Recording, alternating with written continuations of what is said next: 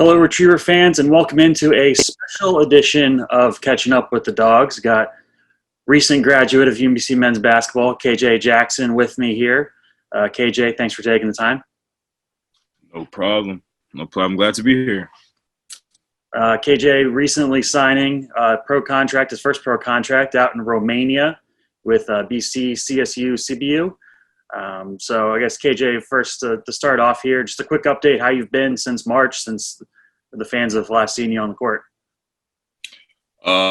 Been at home, been staying home, trying to stay fit, stay safe with the family. It's really been a task to figure out how to get into the gym and how to continuously work out and stay in shape with everything going on. But it's been a process. It's been a fun process, and I definitely couldn't have done it without the support of my family and all my friends and just the little things that they do to help me make sure I maintain and stay in shape and stuff like that. So only 2 years at UMBC, junior college transfer from Temple College. Why did you choose UMBC? What appealed to you about not only the basketball program, but the university as well? So for me, I was fortunate enough to get a chance to play with Max Portman, who was a year older than me. And so he actually, we played at the same junior college together, and he actually was the first to go up to UMBC. And throughout my recruitment process out of junior college, I had a lot of good offers that I was really interested in, and Max kind of, kept chiming in my ear about the school and about, how great everything was. And so when Coach O came down and, decided to come offer me and come talk with me, I kind of had a little bit of an idea of, what it was like, but I was a little bit more open to listen to what he had to say. And he was really, really honest guy, and he just connected with me very well. And we had a connection pretty much from the get-go. And he kind of told me everything that he wanted. He kind of, laid out the plan for me. And from there, it was just about coming to see the school and whatnot. And when we did, the gym was just being built, So we actually walked through it. My parents and I walked through it when it was, still rocks and empty, seats and whatnot. And so it was just cool to see like the future and kind of see where it was headed, and to know that I would get a chance to be a part of that and kind of, start something new. And so once I met the rest of the team and the coaches and whatnot, it was great. I had fun with everybody. I think when I came up, obviously I was with Max for a time. Kales was very open, and he brought me in and kind of showed me around, and I just connected with everybody, and I felt really comfortable there. I felt like it was a really good spot for me to be. And at that point, at the time, a lot of schools that were offering me, I deemed them to be good schools, but when talking to them or going to visit, I never felt like that, quite like that, like I did when I came to UMBC. So that kind of for me was just a no-brainer. And then my mom, she's super, super high on education and making sure that I'm getting the right tools and stuff to succeed and be ready for anything past basketball. So our thing was the degree. And when we went up to UMBC, obviously it's a very, very good school as far as education, and so she loved it and I loved it. So it just worked out perfectly. So you spent those 2 years in junior college. How do you think those 2 years helped prepare you to make that jump to Division I? Those 2 years kind of made me grow up a little bit as far as basketball wise, just because I kind of had to learn how to play a little bit outside of myself and just be more aggressive. Coach Kirby at Temple, that was my coach at Temple. He kind of pushed me into this role of leadership, and he gave me the ball a lot and gave me opportunities to make my teammates better and whatnot. And so it kind of helped me grow up a little bit faster and really take on the role of just, doing what you have to do out there to get games won. And so when I came up to UMBC, it kind of felt like just a little bit more growth in that position, but I was already headed that way. So Coach Kirby really helped me, push towards that leadership and just being a point guard on the court and, playing defense. And he always strived and pushed us. After every game, he had our numbers up in the locker room. and like everybody could see your numbers, so you didn't want to have bad numbers at all. And so he would go by and he would like, KJ, you had too many turnovers this game, and it's sitting up there. And so like making you consciously aware of that kind of stuff and just everything that was going on. So it kind of pushed you and motivated you to, next game out, be better. And each game I could feel the improvement. And so it helped my confidence. And going into, Division I, that's probably one of the highest things you have to have more than anything is just confidence and just believing in yourself, knowing that you can do it. And so I think that my 2 years there definitely gave me that confidence that I needed to go to the next level and have a pretty good career. And then a very good 2-year career for the Retrievers. 2 straight America East All-Conference second-team honorees, All-Defensive Team honor twice, average over 13 points, 400-plus points each of your 2 seasons, 77 steals your junior season, which is second most by a junior in program history. And then this year you ended the year with 4 20-point games in the last 7. Just kind of talk about your 2-year career with the Retrievers, how you saw it and how you felt it went. Yeah, I think when he first came down, we talked, he kind of laid out the vision. He told me what it was. And, a lot of times you always feel like coach might say one thing and then you get there and it's a little bit different. But it was exactly as he said. And he kind of told me like, from jump when I got up there, you're going to play, you're going to have to come in and contribute. And most importantly, you got to play defense and you got to get us going defensively. And he kind of gave me that task early on in the season, my junior year. And every day in practice, he pushed me and pushed me and pushed me to be better defensively. Offensively, he knew what I was capable of. He knew what I could do.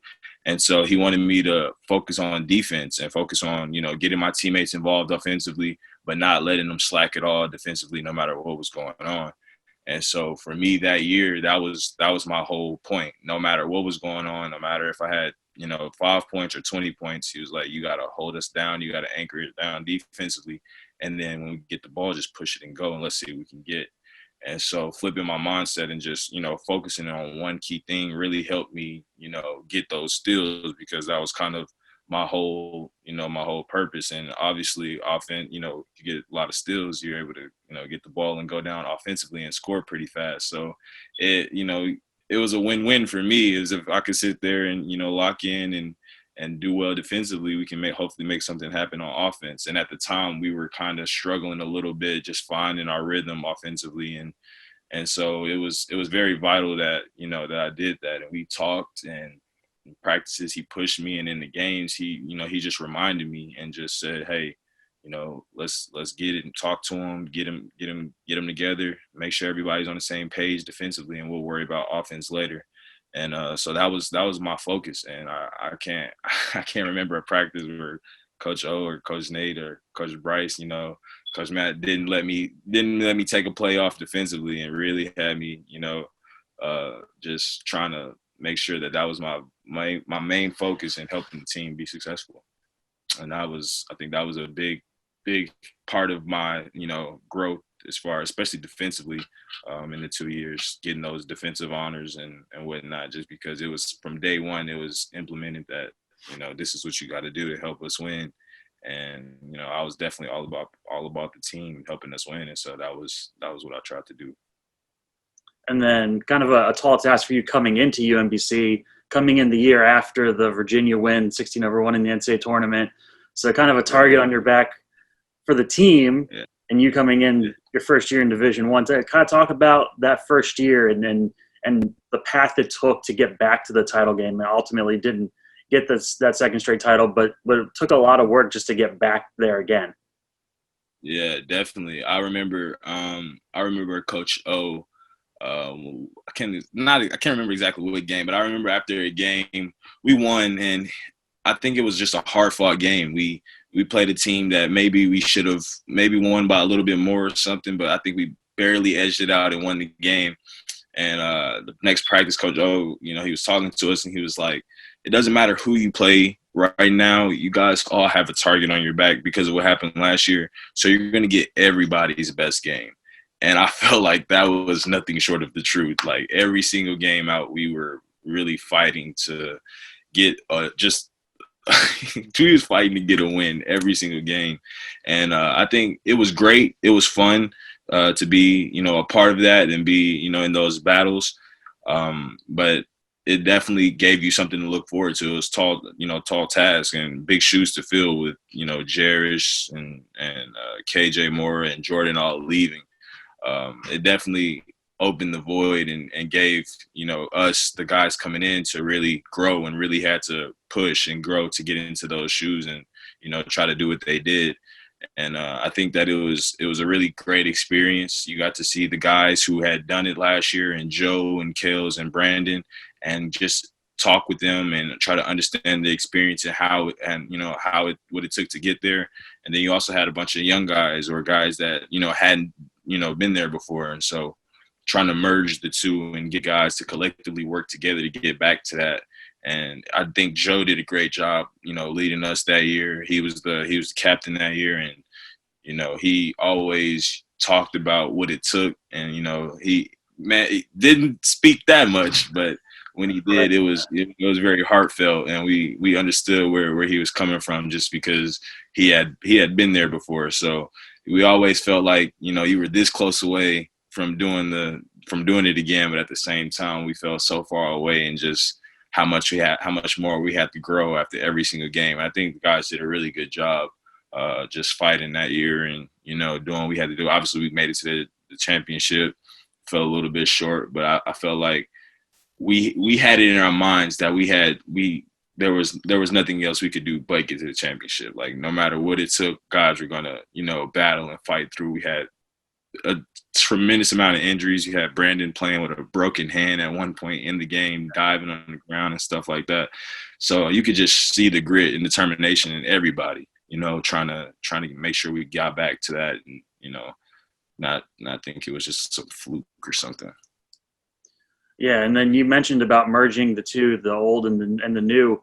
This year, a lot of newcomers to the team, but also a lot of injuries, especially early on. And then you were a part of that, in the beginning and then towards the end.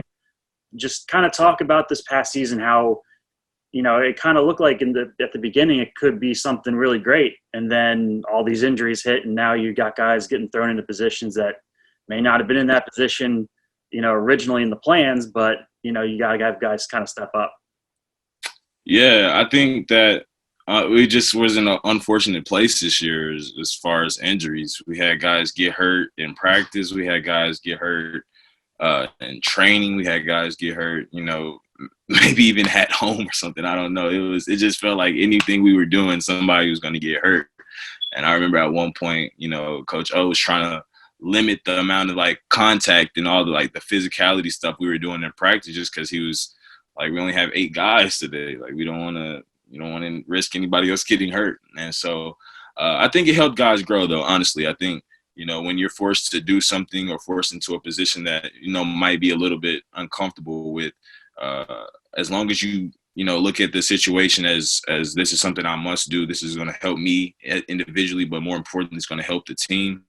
I think that guys were able to really, get into those roles and grow as players. And I think it's going to only help them in the long run.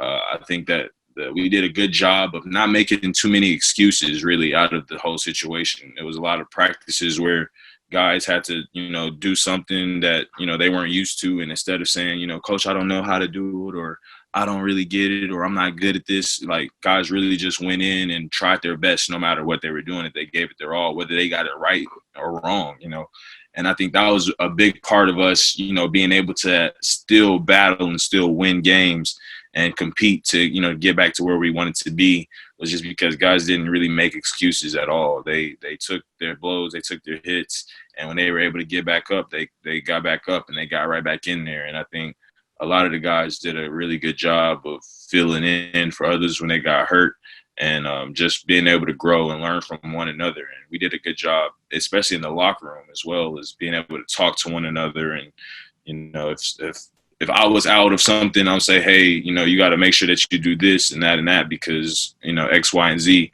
And guys were receptive of that communication and whatnot. And we were able to talk and help, teach and coach one another without Coach O having to come in and, correct every little thing because guys were just upset about their new position or their new role or something. And they did a really good job of just allowing themselves to learn and grow and just be better players. And then started off the conference season a little bit on the sluggish side, but really strong towards the middle part of February. That included wins at U Albany, hasn't won there in a lot of years before then. And Yeah. then just 2 days later, you go to Vermont and win up there on the road as well. So just Right. kind of talk about that stretch. What clicked and what kind of seemed to fall into place, especially those 2 games in 3 days at Albany and Vermont. Yeah, we kind of had a reset, and we kind of had to reset and go back to what worked for us. And I remember those times we were very unbalanced and we were out of sync as a team offensively, and we were trying to figure that out. And we were spending so much time trying to focus on what we can do offensively and trying to help make it easier for guys to score, put guys in a better position to get a basket. And then we kind of thought, how do we get to the championship last year? Like, what do we do that made us, that team to beat? And it was defense. It was us focusing on defense. And so we had a little bit of a reset, and we took a practice. We talked about it, and we went into the gym with the mindset of we're going to focus on defense and stopping people and not letting guys score. And that's literally what got us to the championship last year. And so we knew that we had the offensive talent. We believed we had more offensive talent this year, and guys were able to score and whatnot. So we said we're going to let offense come to us. We're just going to let the chips fall where they may on that side, but defensively we're not going to give up anything. We're going to focus in and on not letting guys score, not getting beat individually. And if somebody does get beat, we're going to be in the help, and we're going to make sure that we're have our teammates back. And so once we did that, we clicked, and we started bonding a little bit more. And gelling a little bit more on the court as well. And obviously, if you're getting stops, like I said earlier, you get stops, you're able to get the ball out and go. And we thrived on that pretty well this year. And so when we were able to really focus in on the defensive side, it really helped us. And I think after, I forget which game it was, but after a specific game at home, I think we won. It kind of showed us. It was after the practices we were talking about defense a lot. It kind of showed us like, hey, if we do this, we can get back right, and we can get back on track to where we want to be. And so from that point on, we kind of just defense, and we just focused on it. We went up to Albany, like you mentioned, we hadn't won up there in a while, and that's kind of been a goal for us in getting Coach O a win up there. We're not leaving here without getting a win at Albany. And so that night, I remember we were really pumped up. We kind of remember what happened the last 2 times when we went up there, and it was a struggle for real. So we really focused in on defense. I remember the first half, I think we got up like 25-7 or something like that. And it was just literally just about defense, though, and just not letting them get anything easy. If they were going to score, it was going to be with a hand in their face or anything that was going to make them uncomfortable. And we just took that and kind of rolled with it to Vermont and tried to push forward from there. And then ended the season, got the 4 seed in the tournament, beat New Hampshire in the first round, and then another rematch with Vermont in the Americas tournament. That one in semis, lost that one, but that was kind of a strange trip. That was kind of the height of the pandemic and everything kind of starting up. Just kind of take me through that experience through your eyes, because I know for me it was kind of strange how everything kind of shifted in a matter of hours. I mean, we were on the bus for a long time, and and when we got back to campus, everyone had to get their stuff, and we didn't know if we were coming back at all. Yeah. No, that was definitely a weird time. I was obviously upset at the moment. In the moment, I was upset about losing. We all wanted to win, obviously, and I think the game was weird in itself. But the moments after the game and getting on the bus and whatnot, it was all kind of quiet, and we kind of were just, trying to think back on, shoulda, woulda, coulda, and just trying to not harp on the negative things, but just thinking about and just trying to take in that at the moment, like that was my last college game. Like that was like, this was it. Like, I'm like, man, I can't believe, I'm done. Not knowing, what's next really. And I remember getting on the bus uh, maybe about an hour into the trip. I think that's like a 10-hour drive or something. About an hour into the trip, we finally kind of started talking a little bit, and that was when we first heard the news of Corona and like what was going on and stuff. And we're thinking like, oh, okay, like that's crazy, like that's wild. And then we get halfway through, and I think we stopped to get some food somewhere, and they're like, oh, did you see that they might be canceling like stuff and like canceling games and whatnot? And we're like, what? And it was just wild, just the whole buildup of it. So by the time we got home, they're like, yeah, school's canceled, we don't have school anymore, and Right. we're going home. And so like we were thinking it was done. And so in that moment, I was definitely upset about losing and whatnot, but I felt more upset about the not even if we would have won, not having the chance to even go to the tournament at all, and thinking like, wow, like so is it a win lose or is it a win win, like what, like is this the best of I didn't know how to even think about it. And it was crazy. I felt bad for the guys that Hartford and Vermont, they were about to play in the championship. Like I felt like they should have gotten a chance to play it out and see who would have won. I think that would have been a pretty good game. But I mean, it was just crazy not to even see the NCAA tournament this year, and just thinking that I was about to go home and maybe go. I think we went on spring break at the time and come back and go to class. And now I'm like grabbing my suitcase and stuffing it with stuff to go home for good, and just trying to figure out how that all worked. I mean, it was just a crazy time, and everything stacked up on one another to where after that, I think I'm pretty sure I got on a flight like the next day to go home and just be with my family and just chill out and enjoy spring break at the time, which turned into 2 weeks, and then back to online school. And so it was crazy. It's been a wild time, and how the transition from just normal life to now, how it happened so fast. And we ended up graduating in the middle of the pandemic and walking across the living room with the gown on and whatnot. It was all such a change so dramatically. And I think that for us, the like right after in the moment, I think it was just like a big break in the fact that it's like, okay, we lost, but we weren't going to be able to play anyway. So I guess, it's not, it made it hurt a little bit less, not that much less, but it did make it hurt just a little bit less though, for sure. And then, so now pandemic's still happening, but you're going over to Romania, signing that pro contract. You're going to get a little familiar face on your team with Christian Lutete also over playing for the team. Kind of talk about that, what it's going to be like 2 years playing against him and now playing with him on the same team. Yeah. I mean, I think it was a big shock when I saw it. I was immediately, when you think about going to go play overseas, first thing they say, is my family, like, you're going to be all alone. You're not going to know anybody over there. And then I found out, he was going to be on the team, and I was like, oh, wow, small world. Okay, cool. And but no, he's a great player, though. He's a great player. He won American East Man of the Year, I believe, this year. Right. And so, it speaks a lot about his character. I'm pretty sure he was also like, I think he had a 4.0 maybe or something like that. So it tells a lot about him, all the accolades and stuff that he won. But on the court, he was obviously, a guy to watch. I remember, doing scout team against him and, trying to understand him, having to guard him and being my focal point of the game and making sure that he didn't, go crazy. He had a game against one of my other friends who I think he had like 51 points or something like that, something crazy. And so, yeah, so, I mean, the guy is definitely a hooper, and I'm excited to play with him, just knowing what he can do and knowing how much attention he draws. And I think that we'll be able to, bounce off one another pretty well and get chemistry going pretty early.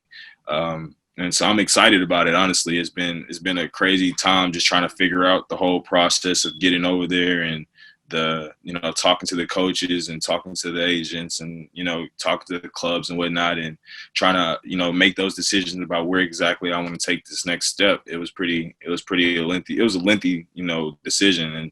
And I think that, having somebody that you've at least been on the court with or in one fashion or another would definitely help.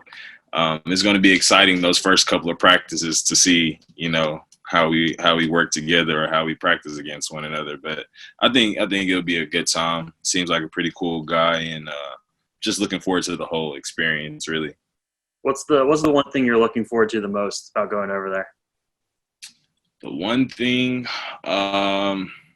just probably just experiencing a new culture, first and foremost. I've been blessed to be able to play in a lot of different states, and we even with UMBC went to Jamaica, we went to the Bahamas, and so just being able to travel and play ball, but really just being able to go to a different whole new country now and just experience their culture, experience their food, and obviously we will be able to travel a little bit and play against other countries, playing in the FIBA Euro Cup, and so that'll just be an exciting experience. I think that's probably what I'm looking forward to the most, and just seeing what else is out there, because I've never really been anywhere besides those couple of places in Mexico. Maybe I've been to Mexico about twice.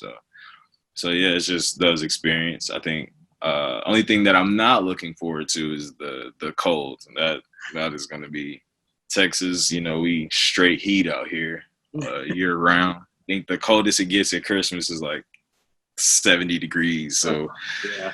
yeah, so now they're talking about -13s and stuff. I'm like, oh boy, yeah. So we'll have to figure that part out though as we go.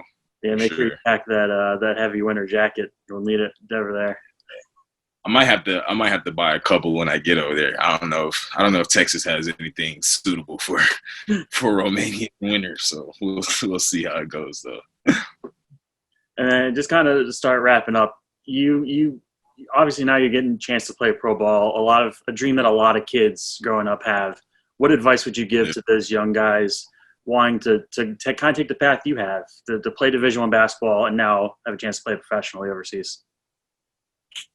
Just work hard. No matter what you do, just work hard. Just always get in your work. I kind of, matter of fact, I was talking to one of my best friends about that the other day, and it's just like I kind of, in my head, always had the sense of like you have to either do one thing or the other. And I say that because I was always the one that I was like, I either can go hang out or I can go to the gym and work out.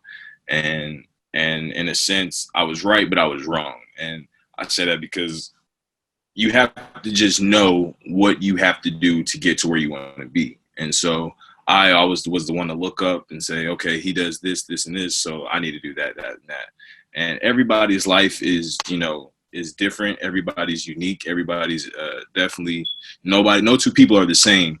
And so you have to always just know that you have to put in the work, no matter what you have going on in your life. You can have fun. You can hang out with your friends. You can spend time with your family, but you have to make time to put in the work and just do what you have to do to get to where you want to be. So to anybody that, wants to go to college and wants to play professional basketball, whether it's overseas or the NBA, you have to, understand the amount of work that you have to put in to get in those situations. There is no shortcuts.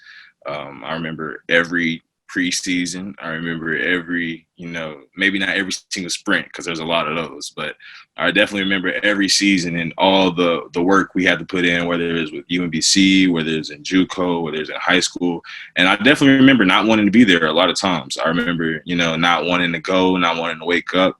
But at the end of the day, it's the amount of work that you put in equals where you want to be in the end. And if you only put in, you know, 3 hours a day, you only get 3 hours worth of reward at the end of the day. And so it's just about the work and your work ethic and understanding that. And I think Coach O was kind of he was big on practice, but also making sure that when we're not in practice, what are you doing in your off time?